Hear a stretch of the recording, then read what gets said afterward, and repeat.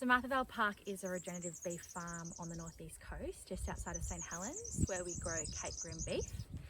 About 3 years ago, we decided to expand and start to offer an agritourism offering. So we repurposed our very old and unique stables into a luxury boutique accommodation. And then as part of that, we offer to couples a farm tour as well as part of the experience here.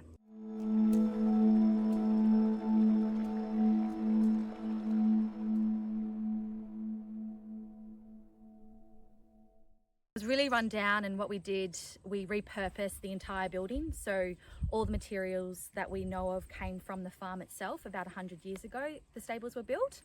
And so we made a real commitment to making sure that we repurposed that material and turned it into something that was quite unique, but also a beautiful experience for our guests.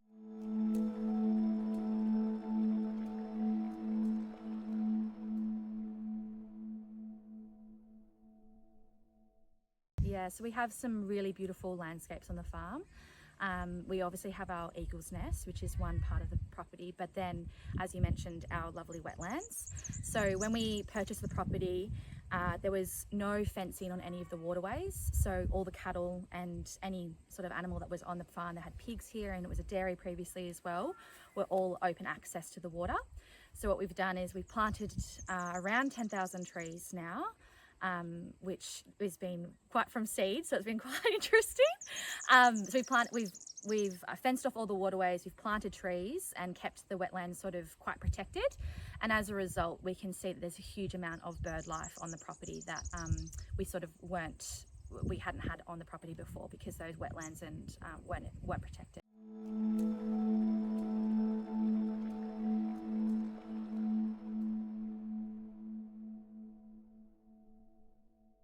Yeah, we've got the Davy's wax flower, which is also known as the St Helens wax flower.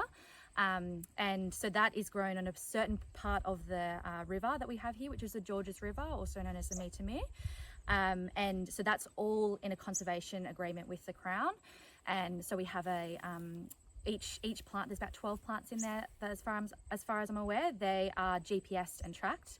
And we're very fortunate, we've just had some more growth happen as well for them, which is great.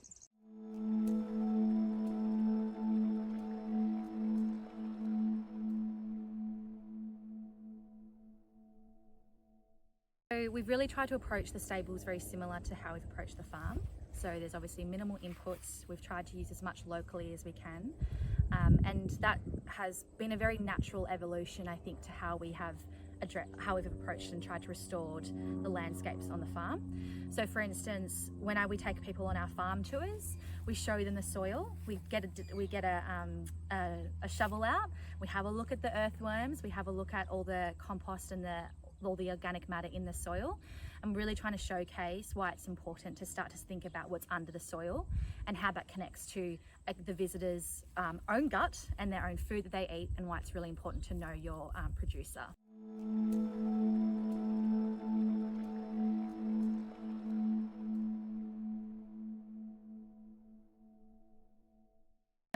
So it was something that sort of, evolved over time. And I think because we're on the East Coast, and because there's this sort of pressure around consumers being aware of what they eat and connecting the consumer as a producer themselves, I feel like it's an obligation that some of us should have.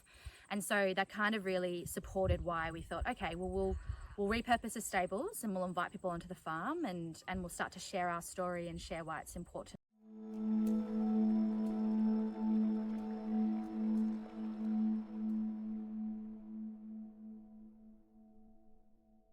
We get I think I've said before, we get paragraphs in our reviews, which is great. But I think that was the most surprising element of it. So the farm tours were kind of a side piece of what we were thinking. We were just going to do the accommodation, and then it just naturally evolved that when they arrived, Dad would talk to them and they'd go, "Oh, do you want to come out and push some cattle?" So it's definitely something that I think, regardless of if you're a regenerative farmer or not, people want to have that connection to their produce, and they want to see how and why you do what you do. And so, but I think the regenerative piece is obviously something that people can really see why we're doing something that's good for the earth.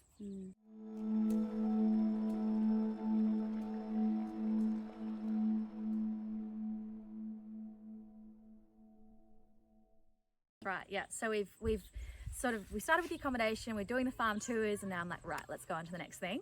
So we've just booked our first elopement, and that was in contrast to doing a weddings, like big weddings. Very similar to our approach. I didn't want anything that was going to have, you know, masses of cars on the property, you know, potentially quite invasive to the natural environment. So we're just doing quite small weddings, about 10 to 20 people. And for 2 people even, we're very happy to have anyone that wants to get married. But yeah, so we're looking at we've booked our first elopement, and then we've just had a great event with Ripple Movement, which is the local reformer Pilates studio here in St Helens, which we're very lucky to have. So they came and they had an event here for mat Pilates, and then cheese and I think fruit on pastries on the river, and then a quick nice refreshing dip in the river.